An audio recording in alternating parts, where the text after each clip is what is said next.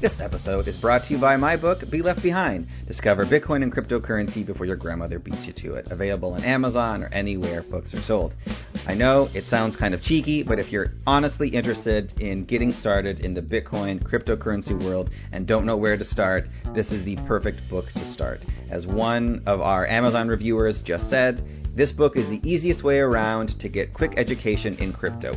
Written in a breezy, easy to comprehend style, it's a must-read to those new to the space. And of course, I perfectly agree with all of those things. Available again on Amazon, anywhere books are sold. If you're also interested in getting more details, you can contact me directly. Also, my co-author and I are doing a weekly chat on Clubhouse. So just find me on Clubhouse and we'll talk all about Bitcoin every single week. This episode is brought to you by MeetFox.com. MeetFox is the simplest solution to interact with your clients online and to monetize your online meetings. It's very easy to use. I've been taking advantage of it recently. It has a fully web-based system, no tech skills required. You can schedule all of your meetings through one simple click that's linked to your calendar. Use their online system for your meetings. Get instant payments, automatic invoicing. Truly simple, easy to use. That's meetfox.com. If you use the promo code URI at checkout, you will receive 2 months to test out all of their programs absolutely free. And if you want to hear more about what MeetFox is all about, check out episode 202, where I interview the co-founder about why they started this wonderful company. Again, that's meetfox.com. Use the promo code URI at checkout to receive 2 months absolutely free. Welcome to Advance Your Art. If you are interested in making money from your art, using your artistic background to your advantage when switching careers, or if you are just plain stuck, you've come to the right place. Now let's get started and have some fun with your host Yuri Cataldo. Hello, and welcome to another episode of Advance Your Art with Yuri Cataldo. If you're interested in learning how to build a company, make money from your art, or transition to a new career, you've come to the right place. As always, if you like this episode, please remember to like, subscribe, and share it with a friend. Today, I'm sitting down with Amy Oughton, award-winning UI UX designer and founder of Dream in Color. Amy, welcome to the show. How are you? Hi, thank you for having me, and I'm doing fine. It's fall, so it's my favorite season, and I'm positive. That's absolutely wonderful. Where are you located these days? So I'm right outside of DC, where all the magic is happening, and I am in Crystal City, which is going to be Amazon City really soon. So there's a lot of action around here. Yeah, yeah, I bet, especially today. Oh, yeah. Yeah. It's pretty crazy. Yeah. So for my listeners who are less familiar with you and what you do, how do you describe yourself and what you do? Well, I describe myself as a UI UX designer that really bridges the gaps between patient and doctors and the healthcare system. I am a patient, but I'm also a UI UX designer. So that gap that I sort of fill in there is just helping to bring and push forward the digital solutions that exist today. Excellent. So I do want to get into more of what you're doing right now. But before we do, I want to backtrack a little bit. Mm-hmm. What initially made you want to study interior design? Oh my goodness. I was a child that watched a lot of HGTV. Mm-hmm.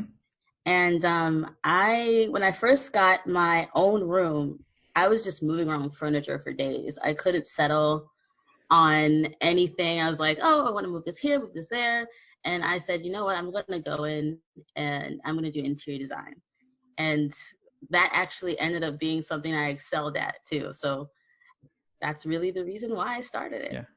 Yeah. Excellent. So could you tell me then a little bit more about then your journey from, your days as an interior designer or studying that to then what your interest in UX and UI design and how that evolved? Oh my goodness. Woo, let me backtrack. Um, so I actually graduated at the top of my class in interior design. And I had gotten married to a husband who told me, basically in school, told me to take some digital classes. So I was taking some classes. I just never understood it then until I graduated. And I graduated 7 months pregnant.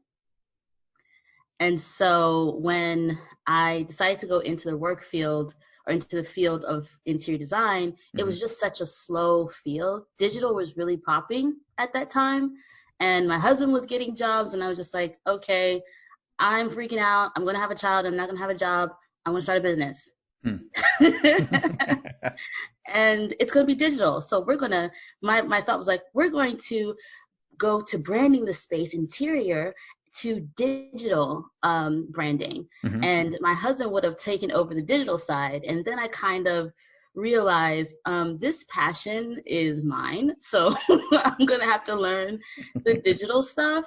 And it really just started from logos and graphic design to web design and very quickly into product design. And what I realized between the two skills of interior design and digital design is it's kind of the same understanding. You're building a space for a physical person with different needs and different requirements and different visions. And you're basically doing the same thing for digital. You're just designing a virtual space, essentially. And whatever the directive is or the whatever the need is for that environment, you have to design for that need and for that person to be successful in that environment. And so it wasn't as hard as people thought it would be to transition. It really is the same mind. So, yeah. Yeah. Where were you learning some of those skills? Was it while you were in school, or was it after you graduated and then decided that since you were transitioning to a new focus that you needed to learn some new digital online skills? Well, I always took digital courses in college, but it was like, I'm doing this because I have to fill a spot in my schedule. But for the most, like, being able to, I think I lost my spot, my question. Sure. No problem. Yeah. You want me to re-ask it or are you okay? Re-ask it. Yeah. Okay. So when you were transitioning to this new focus, where did the skills you needed come from? Was it based off of everything you learned in school, or did you take additional classes outside of school? Oh, no, I graduated just as an interior designer. My husband is the one that taught me everything I knew. He was the teacher that feel like a teacher out of hell. He's just like, no, that was wrong. No, it's not aligned. What are you doing? Like, look at this example. Literally, my job was to study everything on Dribble, recreate it, and then show him. Yeah. And I ended up picking up the UI UX stuff as it melded with my background in interior design. Okay. So that was before UI UX was even a thing. So that's basically how I learned. Yeah, great. So tell me more about Dream in Color and where that idea came from. Oh, yeah. I mean, Dream in Color, so we were talking, me and my husband was talking about like dreaming in color and people who dream in color. I think there was like a study about folks who dream in color than folks who dream in black and white.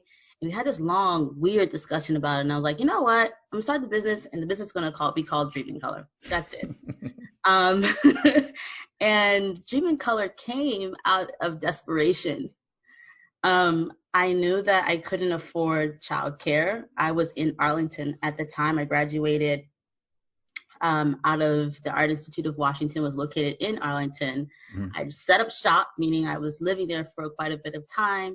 And the child that I had that was coming out of me very soon needed funds. And I was like, why not create a job for myself that it's flexible so that I can care for my son and then stay up all hours of the night working on this business and on projects. So it was like a freelance kind of thing until I decided, hey, let's start to actually put a business around it and give it a name. Mm-hmm. How did that evolve? And were there books or like other resources you were looking at on how to build the company and the brand, or was it something that just happened organically? Oh God, I wish I could tell everybody that I put together a business plan. I went to business school. I took some business courses. Yeah. That's not the truth. I actually sat down and created a form. That was the start of an official business. Mm-hmm. I created a form that every client who needed my services needed to fill out. And I started a process. What was that going to look like? You fill that form out. I created what was called a vision board or a inspiration board. And then I just kind of took it in steps from there. There was no plan until there needed to really be one, if that makes any sense. Mm-hmm. Yeah, that makes sense.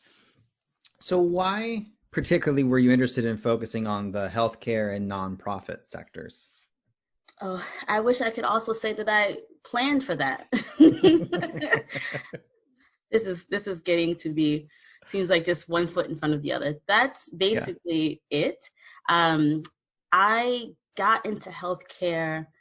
I started my business in 2012, and in 2014, I was like, I was so emotional about the business at one point. And I was kind of like, man, I'm just done with it. I don't know what I want to do it anymore. It's so hard. And then a project came that I could not say no to. Mm-hmm. And that project was I2I population health. And it needed someone with experience in healthcare.